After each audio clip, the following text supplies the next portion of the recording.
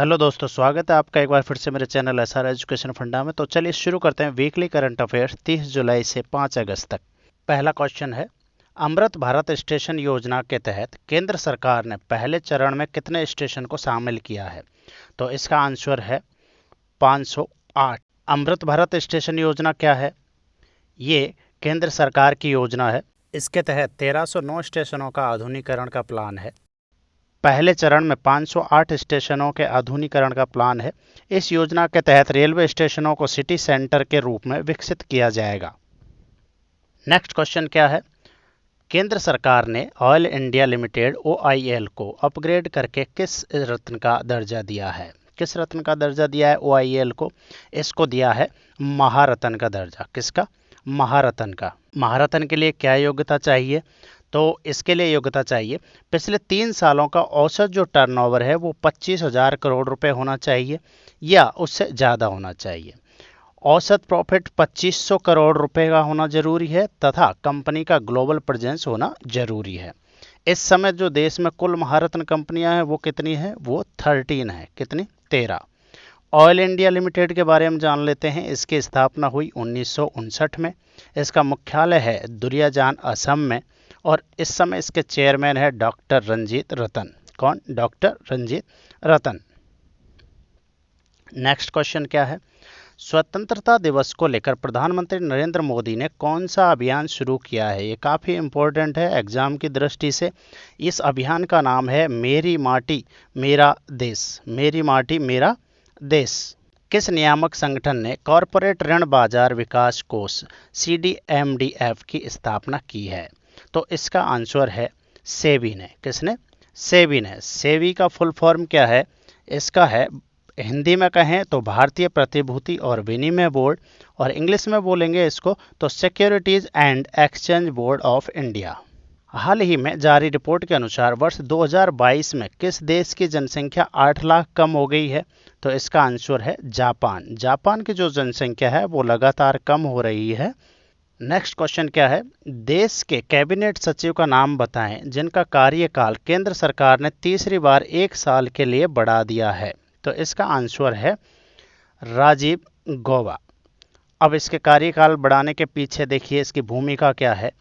राजीव गौबा को जम्मू कश्मीर पुनर्गठन अधिनियम 2019 का प्रमुख वास्तुकार कहा जाता है, जिसके तहत पूर्ववर्ती जम्मू और कश्मीर राज्य को अनुच्छेद 370 के तहत दिए गए विशेष दर्जे को निरस्त करने के बाद 2 केंद्र शासित प्रदेशों में विभाजित किया गया था। नेक्स्ट क्वेश्चन क्या है? सुप्रीम कोर्ट ने क्या आधार बताते हुए मानहानि केस में राहुल गांधी की सजा पर रोक लगा दी है? तो इसका आंसर है ऑप्शन ए, ट्रायल जज द्वारा अधिकतम सजा देने का कोई विशेष कारण नहीं बताना। माइक्रोसॉफ्ट ने माइक्रोसॉफ्ट इंडिया और दक्षिण एशिया का नया कॉरपोरेट वाइस प्रेसिडेंट किसे नियुक्त किया है? तो इसका आंसर है पुनीत चंदोक। पुनीत चंदोक। हिरोशिमा दिवस कब मनाया जाता है? हिरोशिमा दिवस कब मनाया जाता है? ये मनाया जाता है 6 अगस्त को। किसको?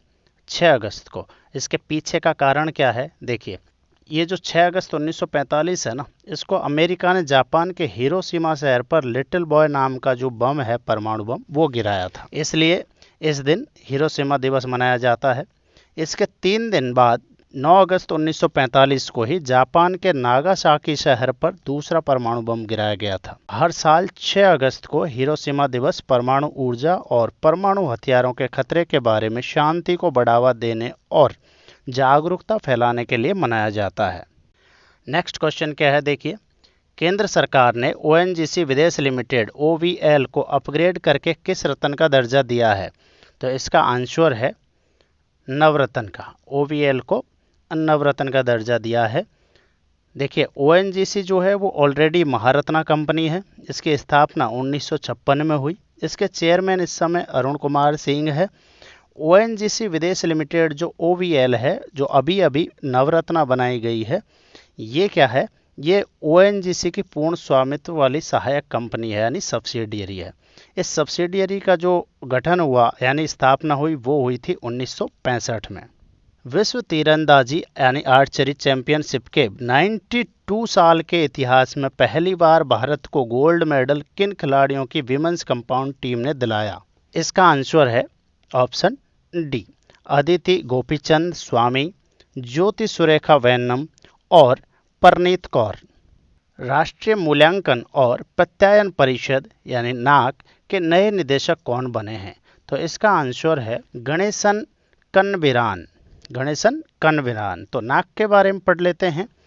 नाक की जो स्थापना हुई वो 5 सितंबर 1994 को हुई। यूजीसी के द्वारा इसकी स्थापना की गई। ये एक ऑटोनॉमस बॉडी है। इसके इस समय जो चेयरपर्सन है वो है प्रोफेसर भूषण पटवर्धन है। नाक का क्या कार्य है? तो नाक का कार्य है संस्थानों की गुणवत्ता की स्थिति का एनालिसिस करने के लिए कॉलेजों, विश्वविद्यालय या अन्य मान्यता प्राप्त संस्थानों का मूल्यांकन करना और उन्हें मान्यता देना। FIDE लाइव रैंकिंग जो 3 अगस्त को जारी हुई उसमें विश्वनाथ आनंद को पछाड़कर भारत के नंबर 1 शतरंज खिलाड़ी कौन बने हैं? तो इसका आंसर है ऑप्शन डी, गुकेश डी। किस देश के क्रिकेट खिलाड़ी मोइन अली ने टेस्ट क्रिकेट से संन्यास लेने की घोषणा की है? तो किस देश के खिलाड़ी हैं मोइन अली? तो इसका आंसर है किसके? इंग्लैंड के खिलाड़ी हैं। भारत के किस पड़ोसी देश ने अमेरिका के साथ सुरक्षा समझौते को मंजूरी दी है? इसका आंसर है ऑप्शन सी। कौन सा? ऑप्शन सी यानी पाकिस्तान। केंद्र सरकार की किस एजेंसी ने लैपटॉप, टैबलेट, कंप्यूटर के आयात पर प्रतिबंध लगा दिया है? तो इसका आंसर है DGFT। ये DGFT क्या है? DGFT है विदेश व्यापार महानिदेशालय। विदेश व्यापार महानिदेशालय या इसकी फुल फॉर्म जाने directorate general of foreign trade. Next question क्या है? इंडियन एयरफोर्स को किस देश से anti tank guided missile spike non line of site NLOS प्राप्त हुई है? तो इसका आंसर है इजराइल से। किससे? इजराइल से। Option D. तो इसके बारे में पढ़ लेते हैं NLOS के बारे में। ये मिसाइल हेलीकॉप्टर से 50 किलोमीटर और भूमि से 32 किलोमीटर तक टारगेट को मार सकती है। इसे Israeli company Rafael advance defence system ने डिजाइन किया हुआ है। महाराष्ट्र सरकार ने किस उद्योगपति को पहला उद्योग रत्न अवार्ड देने का फैसला किया है? किसको देने का किया है? तो इसका आंसर है रतन टाटा। अंतर्राष्ट्रीय बाघ दिवस कब मनाया जाता है? तो अंतर्राष्ट्रीय जो बाघ दिवस है वो मनाया जाता है 29 जुलाई को। नेक्स्ट है केंद्र सरकार की रिपोर्ट अखिल भारतीय बाघ अनुमान 2022 के अनुसार देश में बाघ की औसत संख्या बताएं। तो इस रिपोर्ट के अनुसार देश में जो बाघों की संख्या है वो कितनी है? 3682, 3682। ठीक है। और इस रिपोर्ट का जो नाम है वो क्या है? All India tiger estimation 2022। ये कब जारी हुई? 29 जुलाई 2023 को जारी हुई। कब? अंतर्राष्ट्रीय बाघ दिवस के उपलक्ष्य में। इसको किसने जारी किया? इसको जारी किया केंद्रीय वन, पर्यावरण और जलवायु परिवर्तन मंत्रालय ने। भारत में इस समय बाघों की संख्या कितनी है? 3682। कई बार पूछा जाता है पिछली 4 वर्ष पीछे का कि 2018 में कितनी थी। उस समय थी 2967 यानी 2967। ठीक है। वार्षिक वृद्धि दर कितनी रही है बाघों की? ये रही है 6%, एग्जैक्ट 6.1% आती है। देश में जो बाघों की जनसंख्या की गणना होती है वो कब होती है? हर 4 साल में होती है। कितने में? हर 4 साल में। नेक्स्ट क्वेश्चन है अखिल भारतीय बाघ अनुमान 2022 के अनुसार भारत दुनिया के कितने प्रतिशत बाघ की आबादी का घर है? कितने प्रतिशत का? तो इसका आंसर है ऑप्शन डी, 75%, 75%। अखिल भारतीय बाघ अनुमान 2022 के अनुसार किस राज्य में सबसे ज़्यादा बाघों की आबादी है? तो इसका उत्तर है मध्य प्रदेश, MP। कुछ टाइगर रिजर्व देख लेते हैं क्योंकि इनसे संबंधित क्वेश्चन भी कई बार पूछ लिए जाते हैं। तो सबसे ज़्यादा जो बाघ है वो कहाँ है? कॉर्बेट, जिम कॉर्बेट जो नेशनल पार्क है उत्तराखंड में, उसमें 260। दूसरे नंबर पे है बांदीपुर कर्नाटक का, 150 बाघ है। तीसरे नंबर पे कर्नाटक का नागरहोल और चौथे पे MP का बांधवगढ़। केंद्र सरकार की कंप्यूटर इमरजेंसी रेस्पॉन्स टीम ने अकीरा को लेकर देशवासियों को सचेत किया है। यह क्या है? यह एक वायरस की तरह ही है। इसे क्या कहते हैं? रैनसमवेयर। क्या है ये? क्या है? रैनसमवेयर।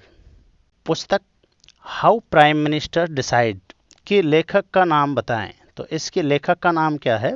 ये है नीरजा चौधरी। कौन? नीरजा चौधरी। खगोलीय घटना सुपर मून के दौरान 1 अगस्त की रात को चंद्रमा पृथ्वी के नजदीक आ गया। दोनों के बीच कितनी दूरी थी? जब सुपर मून की घटना हुई तब दोनों के बीच की दूरी थी 3,57,264 किलोमीटर। 3,57,264 किलोमीटर। चलिए सुपर मून के बारे में जान लेते हैं। ये सुपर मून कब होता है? सुपर मून तब घटित होता है जब धरती और चंद्रमा के बीच की दूरी सबसे कम हो जाती है। ठीक है। और जब ये दूरी कम होती है इस घटना को कहते हैं पेरिजी। क्या कहा जाता है? पेरिजी। लेकिन जब चांद धरती से दूर चला जाता है तो उस दूर जाने की घटना को क्या कहते हैं? उसे कहते हैं अपन अपोजी। क्या कहेंगे? अपोजी। अब ये चीज़ कई बार पूछी जाती है, इस तरह के जो है कंफ्यूजिंग क्वेश्चन होते हैं, तो ये ध्यान रखना। देखिए, सभी पूर्णिमा में सुपरमून नहीं होता, लेकिन प्रत्येक सुपरमून पूर्णिमा में ही होता है। तो ये कई बार पूछा जाता है। तो प्रत्येक जो सुपरमून है वो पूर्णिमा में होता है, लेकिन ये जरूरी नहीं है कि सभी पूर्णिमा में सुपरमून हो। लोकमान्य तिलक राष्ट्रीय पुरस्कार से वर्ष 2023 में किसे सम्मानित किया? तो किसे सम्मानित किया गया? ये थे नरेंद्र मोदी को। वर्ल्ड वाइड वेब दिवस कब मनाया जाता है? वर्ल्ड वाइड वेब दिवस कब मनाया जाता है? तो इसका उत्तर है 1 अगस्त। नेक्स्ट क्वेश्चन है, इलाहाबाद हाई कोर्ट ने वाराणसी से किस विवादित धार्मिक स्थल में मॉडर्न तकनीकी से अंडरग्राउंड सर्वे का आदेश दिया है?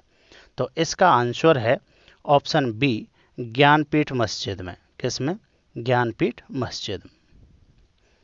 नेक्स्ट है, विश्व मौसम विज्ञान संगठन WMO की report state of the climate in Asia 2022 के अनुसार बाढ़ से 2022 में भारत में कितने लोगों की मौत हुई है? तो भारत में बाढ़ से 2022 में कितने लोगों की मौत हुई है? 2000 लोगों की। कितनी? 2000 लोगों की। और जो वज्रपात है, आंधी है, तूफान है, इनसे कितने लोगों की मौत हुई है? 1200 लोगों की। कितनी? 1200 लोगों की। पक्षी लोगो को बदलने के बाद ट्विटर का नया लोगो क्या है? ट्विटर का नया लोगो आपने देखा होगा, इस तरह का है। तो इसका आंसर है आपका ऑप्शन बी। संसद में पेश रिपोर्ट के अनुसार वर्ष 2019 से 2021 के बीच देश में कितनी महिलाएं और लड़कियां लापता हो गई है? तो इसका आंसर है 13.13 लाख। नेक्स्ट है, किस राज्य में वर्ष 2019 से 2021 के बीच सबसे ज़्यादा महिलाएं और लड़कियां लापता हुई है? तो इसका उत्तर है मध्य प्रदेश में। किसमें? मध्य प्रदेश में। भारत का पहला फिशरीज अटल इनक्यूबेशन सेंटर AIC कहाँ स्थापित होगा? तो इसका आंसर है KUFOS केरला में। किसमें? KUFOS केरला में। ये क्या है KUFOS? ये Kerala university of fisheries and ocean studies है। क्या है? Kerala university of fisheries and ocean studies.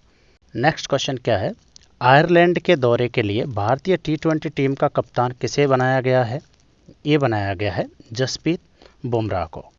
Next question है, दूरसंचार के क्षेत्र में सहयोग स्थापित करने के लिए ट्राई ने किसके साथ समझौता किया है? ट्राई ने समझौता किया है C. के साथ। किसके साथ? C. के साथ। नेक्स्ट क्वेश्चन है, PM मोदी ने नई किस्म यूरिया गोल्ड लॉन्च किया। इसमें यूरिया पर किस रासायनिक तत्व को लेपित किया गया है? जो यूरिया गोल्ड लॉन्च किया है उस पर किसको लेपित किया गया है? सल्फर को। किसको? सल्फर को। तो देखिए, यूरिया गोल्ड के बारे में, यह सल्फर कोटेड यूरिया होता है, इसलिए इसे सल्फर यूरिया भी कहते हैं। सल्फर कोटेड यूरिया से नाइट्रोजन धीरे धीरे रिलीज होती है। कोटिंग का मतलब यह है कि वो जो नाइट्रोजन होती है वो धीरे धीरे रिलीज होती है। इसका मतलब है कि जो खाद है उसकी लाइफ बढ़ जाती है, यानी पौधों को और लंबे समय तक पोषण मिलता है। यह urea Rashtriya chemical and fertiliser limited RCF company द्वारा बनाया जा रहा है। नेक्स्ट क्वेश्चन क्या है, क्वालकॉम इंडिया के नए अध्यक्ष के रूप में किसे नियुक्त किया गया है? तो क्वालकॉम इंडिया के जो नए अध्यक्ष हैं वो नियुक्त किया गया है सावी सोइन को। ये जो क्वालकॉम है ये क्या करती है? क्वालकॉम स्मार्टफोन प्रोसेसर निर्माता कंपनी है और ये एक अमेरिकी बहुराष्ट्रीय कंपनी है। किस भारतीय अमेरिकी वित्त एजेंसी की उप प्रमुख कार्यकारी अधिकारी के रूप में नियुक्त किया गया है? तो इसका आंसर है ऑप्शन सी, निशा विस्वाल को। किसको? निशा विस्वाल को। जलदोस्त एयरबोट, ये काफ़ी अच्छा क्वेश्चन है। जलदोस्त एयरबोट हाल ही में किसके द्वारा लॉन्च किया गया है? तो ये किया गया है option A, national aerospace laboratories के द्वारा। नेशनल एरोस्पेस लेबोरेटरीज के द्वारा। इसे जल में तैरते कचरे को हटाने के लिए डिजाइन किया गया है। नेक्स्ट क्वेश्चन है, नया सवेरा योजना किस केंद्रीय मंत्रालय द्वारा शुरू किया गया है? तो नया सवेरा जो योजना है वो शुरू किया गया है अल्पसंख्यक कार्य मंत्रालय के द्वारा। किसके द्वारा? अल्पसंख्यक कार्य मंत्रालय के द्वारा। ये नया सवेरा योजना में है क्या? तो नया सवेरा योजना अल्पसंख्यक कार्य मंत्रालय द्वारा शुरू की गई एक योजना है। यह योजना विभिन्न पाठ्यक्रमों में प्रवेश के लिए विशेष कोचिंग की सुविधा प्रदान करती है। यह योजना सिख, जैन, मुस्लिम, ईसाई, बौद्ध और पारसी समुदायों से संबंधित छात्रों के लिए शुरू की गई है, यानी कि अल्पसंख्यक समुदाय के छात्रों के लिए। नेक्स्ट क्या है? वर्ल्ड सिटीज कल्चर फोरम का हिस्सा बनने वाला पहला भारतीय शहर कौन सा है? तो इसमें मेरे से पहले ही आंसर लग गया था। क्या है? बेंगलोर। इसका आंसर है बेंगलोर। इसमें बेंगलोर जो शामिल हुआ है तो इसके बारे में देखिए। Bangalore world cities culture forum का हिस्सा बनने वाला भारत का पहला शहर बन गया है। भारत का कौन सा है? पहला शहर। ठीक है। इसके साथ ही Bengaluru New York, London, Paris, Tokyo, Dubai जैसे शहरों की लीग में शामिल हो गया है। इस फोरम में वर्तमान में 6 महाद्वीपों के लगभग 40 शहर जो है वो शामिल हैं। कितने? 40 शहर। और ये जो WCCF है, वर्ल्ड सिटीज कल्चर फोरम, इसकी स्थापना हुई थी सन 2012 में। हाल ही में किस राज्य सरकार ने जल पर्यटन और साहसिक खेल नीति 2023 को मंजूरी दी है? तो इसका उत्तर है उत्तर प्रदेश ने। हाल ही में किसने अमृत वृक्ष आंदोलन ऐप लॉन्च किया है? तो इसका आंसर है हेमंत बिस्व शर्मा। कौन? हेमंत बिस्व शर्मा।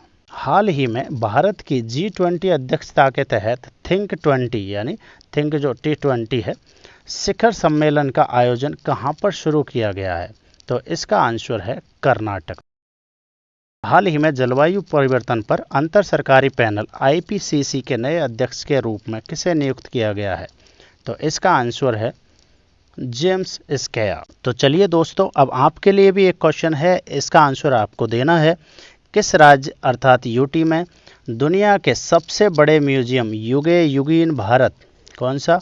युगे युगीन भारत का निर्माण किया जाएगा? तो इसका आंसर क्या होगा वो आपको लिखना है। यदि वीडियो अच्छा लगा हो तो दोस्तों प्लीज़ लाइक करिए, शेयर करिए और सब्सक्राइब करिए।